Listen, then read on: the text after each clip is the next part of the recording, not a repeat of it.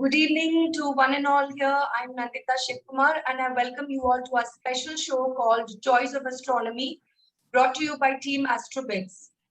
So friends, astronomy is nothing but an observational science as old as the universe itself. You know, when our forefathers used to look up, they could see intricate patterns with very clear skies, no light pollution, no distractions, nothing. They were actually luckier than us. But today we have state-of-the-art gadgets like telescopes, powerful binoculars, and other instruments. Technically, we're able to see much more than them. But are we actually seeing them? So thanks to light pollution and busy lives and with a lot of alternatives for entertainment available, all these jewels are left unsavored. Even if we wish to, we have to travel to dark places away from our urban homes and maybe need to use sophisticated gadgets and observe the skies. But the good part is that so much is available on the net, and hence astronomy has now become accessible to the general public much more than what it was years ago, isn't it? So we can see so much more with a click of a button. And due to citizen science programs, the general public, including little children, are able to participate and also contribute towards astronomy, where they are kind of detecting asteroids, supernovas, and even planets other than those which are in our solar system. Yet, somewhere for many of us, the joy of connecting to the skies and observing the celestial bodies through one's eyes seems to have kind of got lost. Now, our endeavor is to bring this joy of observing the heavens and connecting to them in the purest form through live shows. Now, we all know because of COVID, we can't have any live star parties, kind of wreck our lives in more ways than one. Therefore, we are attempting to show you cosmological events happening in the sky with the aid of a telescope through live shows. For this, we have Captain Anil Singhu, who has been indulging in stargazing even through the polluted skies of Delhi for good many years. And I always wonder how he manages to do this. His passion and dedication is something which is really amazing. He was pioneer in starting the group called Amateur Astronomy to bring the joys of watching the skies closer to the general public. We've been fortunate to watch his videos sometimes of Jupiter, sometimes Saturn, and the moon, I mean, various phases of the moon, I should say. And each time we watch it, it is so different. It's the same Jupiter, the same Saturn, the same moon. But every time you watch it, his captures are so different. It's as if, you know, there's something different altogether. And once he even captured Uranus. So all this he has shot on his mobile attached to the eyepiece of his telescope. So friends, we have a spectacular event unfolding in the skies tomorrow, involving the confluence of the moons of Jupiter in a very, very rare manner. So Captain Singhu, along with some other astronomers who are a part of this team, will be capturing this event weather permitting and live stream it on our channel, this channel. Now I hand over to Captain Singhu to tell us more about this event. And before I do that, friends, if you have any questions, you may use the chat box and write there. We'll try to take as many questions as we can before the session ends. So, Captain Singhu, please tell us what is in store for us today. Why have we actually had this meeting before the great confluence tomorrow?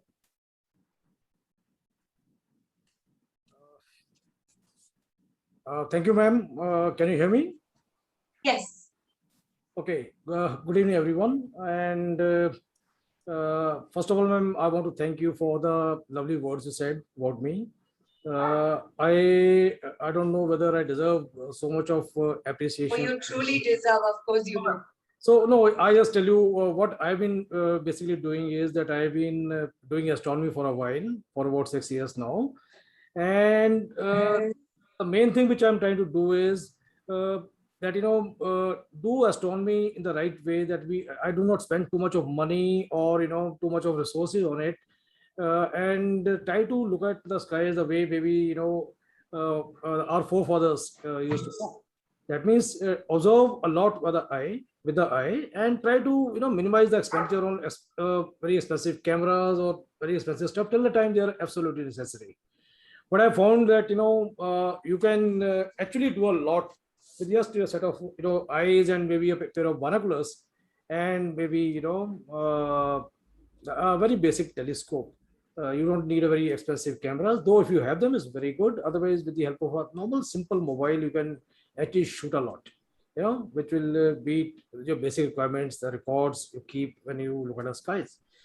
Okay, so why we have met today, why meeting today is, like ma'am, you brought out, there's a very important event happening tomorrow, which is basically the confluence of Jupiter's moons onto, the parent, the planet itself. Now, before I proceed further, I'll give you a small glimpse of what we're talking about here. Okay, ma'am, I'll just be sharing my screen. Okay, so fine. So maybe I'll go to, we have a YouTube channel and I've uploaded some stuff in that. So maybe I'll play some simulations from there, which you'll get an idea. Okay. So, we know that Jupiter has got around 67 moons which are already recorded, right? And these 67 moons are basically, is going around the Jupiter for times immemorial. But from Earth, we can basically see 4 of them. We have 4 moons of Jupiter, which are which are visual from Earth. And they are, if you see these first letters here, they're Io, Europa, Callisto, and Ganymede. Now, these moons are also called Galilean moons. As you know, in 1610, Galileo was the first person who got one telescope and turned it towards the sky. Now, Galileo was not the inventor of telescope. The telescope was invented almost the same time, Galileo's time, and he was a person who actually, happened to turn it towards the sky. What he saw actually astonished him, and also it changed the course of history. Now, what Galileo saw was exact same thing which we see today also. If we just look at the sky and maybe look at Jupiter, the Saturn, or the Venus, right? And it was not only a very beautiful sight for him, but it also acted as a catalyst to change the human history and the history of science for the mankind for good. Primarily because during that time, for last about 3,000 years, it was being, it was a understanding that it was the Earth which was in the center of the universe. So everyone thought that everything in the universe goes around Earth, which was the supreme planet. So when Galileo saw Jupiter and he saw the 4 moons which are going around Jupiter, he basically discerned that, not everything in the heavens goes around the Earth per se. There are things which go around other planets as well, which was true for the moons of the Jupiter and which was true for the rings of the Saturn. So now Galileo said, look, it is not true that everything goes around the Earth. Things go around other planets as well. And then when he saw Venus and he saw phases of Venus, he was able to understand and come to a conclusion that these phases of Venus were possible only if it was the sun in the center of the universe and the Venus and Earth both were going around the sun. So basically what Galileo saw with his telescope was pretty much responsible for changing the course of history and our understanding of our own universe, our solar system, and our surroundings. Now, the beauty of the entire thing is, and I often think about it, universe, the scale is huge. The space, huge scale. Not only space, but also the time in the universe is huge. The total time of life of Earth is minuscule when we look at the total time of the age of the universe. So one thing which is which comes out very clearly is that things in sky remain pretty much the same. So today, when we look at the sky and we look at maybe Jupiter and its moons, so you see the same moons exactly in the same manner and moving around with the same speed in the same pattern around the Jupiter as Galileo saw them. So primarily, when you look out, you essentially connect to the heavens, the universe, in the purest of the forms. Things have remained totally unchanged. So now, coming to a point here, this is a simulation which I'm going to show. Now you've seen the 4 moons here, and I just run the simulation, and you see them moving around Jupiter. This is how it actually happens. We have Io here. As it passes in front of Jupiter, it leaves a shadow there. Callisto, Ganymede, Europa. So this is how the moons pretty much go around Jupiter. So another way to understand it is like a mini solar system in which Jupiter is at the center, is like Sun, and other moons which are going around are like planets, right? And you'll find that Io in all this is traveling the least amount of distance because it is closest to Jupiter, followed by Europa, which goes slightly further distance, and Ganymede, which goes out, and Callisto is out of the screen right now. Now it's entering, right? So everything which is moving from right to left here is behind Jupiter, and everything is moving from left to right is in front of Jupiter. So the moons, when they go behind Jupiter, they get hidden. When they move right and come in front, they pass in front of Jupiter and they leave a shadow there, right? So this is a important thing you can see from the simulation. Other thing you can notice is the distance of the moon from the shadow is also proportional to the how far the moon is. If you see Io, the shadow passes very close to the moon. Europa's shadow is slightly farther away. Ganymede shadow is pretty distant from the planet as it passes in front of Jupiter. And look at Callisto now. When it passes, Callisto goes much ahead than the shadow comes, right? It is primarily because of the distance of these moons from Jupiter, and that is why there is a gap lag which you see in the shadow and the planet, right? So on a clear night, you are going to see pretty much the same order in which the moons are going around Jupiter. Now there are apps available which I'll be leaving a link or I'll be passing it on after the presentation, which these apps precisely tell us at what time these moons are going to be transiting either behind Jupiter or in front of Jupiter and what is going to be the symmetry. So these apps play a good role for us to understand the geometry and how these moons are moving around the parent planet. Now what is important tomorrow is something which is very unique, which I want to show you, which I'll show you now. So if you see the same simulation which I'm going to show you now again, which I shown you earlier, but here it is a difference. This simulation is now with time, right? If you see below, it is showing 14th August, that is date is today, and it's showing 13:20 UTC, universal time. And if you talk in terms of the Indian Standard Time, it is 18:30. Right now, I think it's 18:15 here in India. So this is the simulation which is showing the way Jupiter and the moons are maybe after 15 minutes when you go out at 18:30, right? So you can see Io is passing in front of Jupiter, so the shadow is appearing. Sun obviously is to the left side, that's why the shadow is coming on the right. If you see this portion here, and as we move forward, we'll see how these planets are going to move. Okay, keep an eye on the time below. 18:30 today. This is the this is the position right now. I was not in was in front. That is later on. This is the position right now at 18:30, and as I move up, somewhere here, at around 23:50, actually 18:30 UTC, is Io going to come in front of Jupiter, and we'll be able to see a shadow of the moon on Jupiter. So this is happening at around 18, like I said, 18:30 or 18:40 in the night, UTC, which is around 23 or 50 or midnight. This is again 14th, today's date only. As we move up, slowly we come to around 2:10, which is now in the morning, which is tomorrow morning, night of 14:50, and Io will be leaving the surface of Jupiter. Similarly, moving up, we come to Callisto, which just crosses in front of Jupiter at around 1600 hours tomorrow. Or this is 4 o'clock in the evening when sun is still up and we will not be able to see Jupiter, right? Now from here and after, as we start tracing the time, the things start going interesting.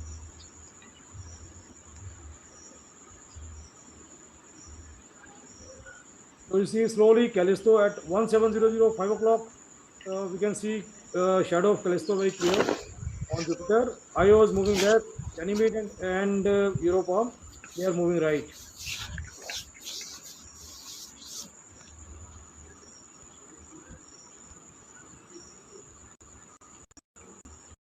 As we go further up at 1900, 7 o'clock. I think tomorrow sunset is around 7 o'clock itself.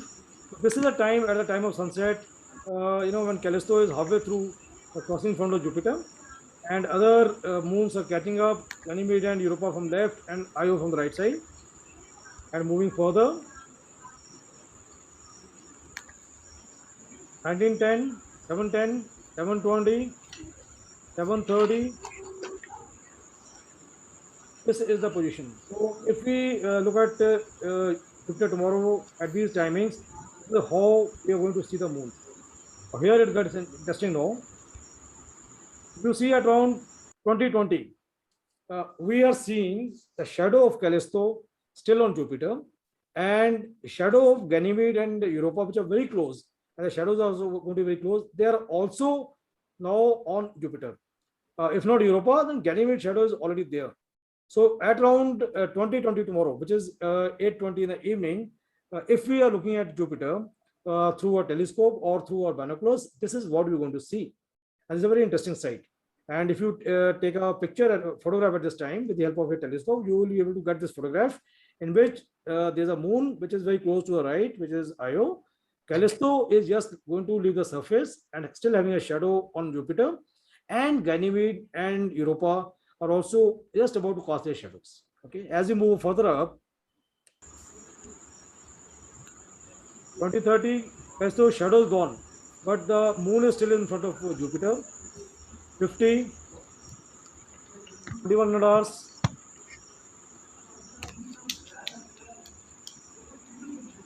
And at around 21:10, this is 9:10 in the evening, when Callisto is still in front of Jupiter, Ganymede and Europa have come in front, and Io have disappeared behind. So this is the conjunction which I was talking about. Now, this is a very, very rare kind of thing which is happening. If you run the simulation of moons of Jupiter for years and years together, maybe this kind of thing will be very rare. You will not see all these moons getting converged onto a parent planet and giving you an image like this. So all of us, all the people here who are having the telescopes and who have got the photography equipment, this is a good sight tomorrow at around 21:10, 9:10 in the evening. If the sky is clear, Jupiter will be pretty much up, and you should be able to see this kind of a scenario. Now, as we see this, we are seeing two shadows of Europa and Ganymede very close together. Both the moons are in front. Callisto is just about to leave. Io is disappearing. And here, 21:20, Io is totally gone. You don't see it at all. It's totally behind. You're only seeing three moons, two Europa and Ganymede on the left, and Callisto on the right side. Now, after this, as we move further, they will start coming out of the Jupiter surface. Callisto is out. Somewhere around 10 o'clock, it will be parting 10:10. It will be parting waves from Jupiter coming out. Ganymede and Europa is in the center. 22:50 at around 11 o'clock, they are just reaching the edge of the Jupiter.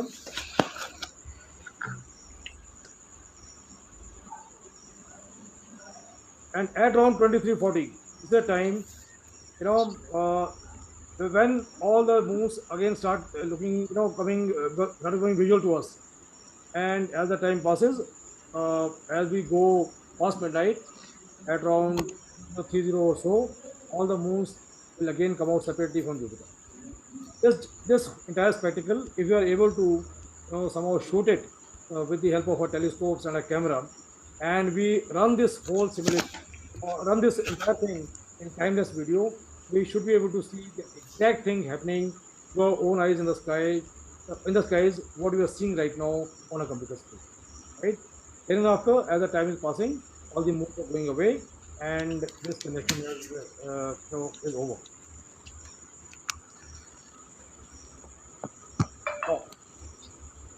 Having seen this, now how we the normal people, whosoever has got some kind of let's say uh, the binoculars or telescope, how they actually going to see.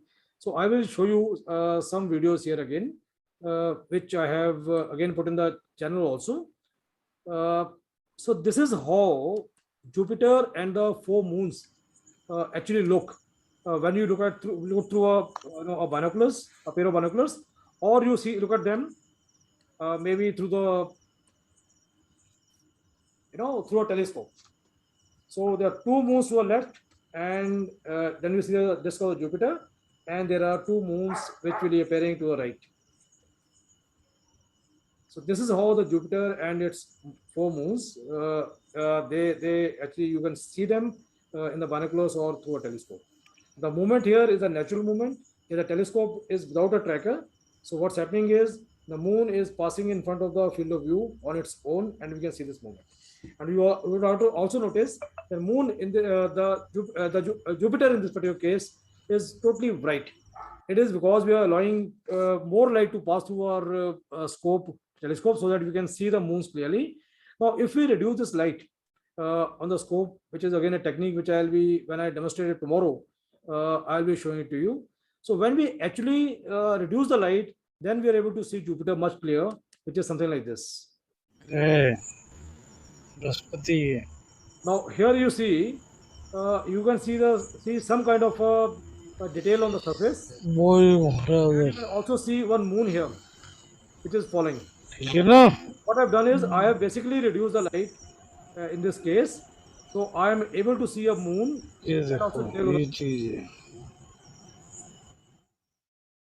And there's a second moon which you can see falling. So this is like, this was Callisto and this was Europa, as I shot it on 14th of August. So this is what you can expect to see if you see it through a telescope, zoom it a little, and you reduce the light. The surface detail of Jupiter will start becoming visual to you.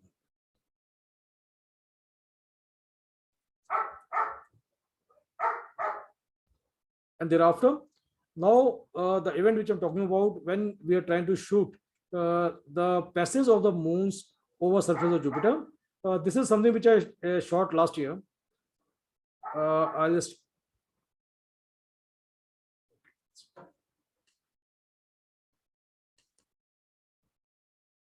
so this is, if you see, is Jupiter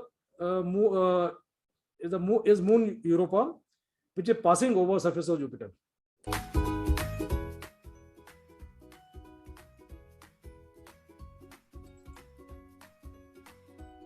So in this video, which I actually shot over a period of three hours or so, you can see the shadow of the moon traveling on the surface of Jupiter. And towards the end of the video, you can see the moon coming out, which has also been picked up. This is a super zoom. That's why the image is moving, and it's a kind of a time lapse. So we have some slight fluctuation in this.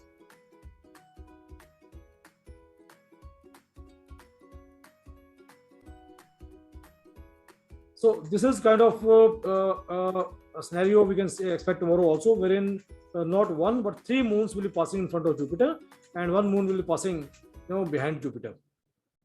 Okay, so we have these 4 or 5 astronomers tomorrow, which will be rigging up their telescopes. Like I said, one telescope will be in Ghaziabad, one is going to be in Jaipur. We have Amoli, who will be in Jaipur with a telescope. We have somebody down south in Hyderabad, who would 10th class student who will be rigging up a telescope, and another one person in Delhi will also be available. At around 8:30 or so, we will start our session tomorrow, which will go on till around 9:30, 10. But this is going to happen on a Zoom session tomorrow, in which we would be attaching our mobiles to the eyepieces of our telescopes, so that you would be able to see the scenario, the picture, the videos live, the way they would unfold, like you saw the simulation pretty much today. So this is the plan, and we are trying to do it. This is the first time ever we are trying to do a thing like this, in which we are doing trying to do a star party online. wherein people would be able to see everything live through the telescopes, as they would see if we had, got a chance to have a live star party, when people were physically present here. So this is the aim, and this was the initiative. I understand there are many challenges. I don't know whether how much we would be able to show you tomorrow, whether the sky is going to be clear or not. But this is a honest effort from our side to connect to all people who are there, who want to be part of this experience. So that's about it. We keep it short and sweet here today. So like I said, tomorrow 8:30 or so, we would start with our session, and you would be able to see the moons converging, passing in front of Jupiter in real time. It is going to be happening much slower than how it happened today, because simulation was pretty fast, but you would definitely see the real thing with your own eyes in the most purest form.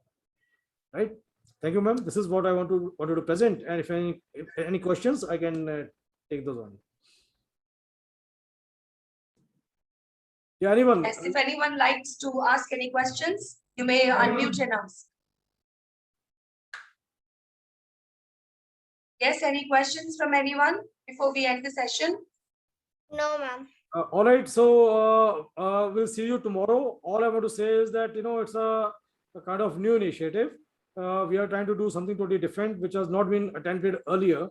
So if this thing takes on, we actually are able to show you something, and we're able to share some live images and videos right from our telescope. It'll be a great thing. And maybe in COVID times, hopefully everything will get over soon, fast enough.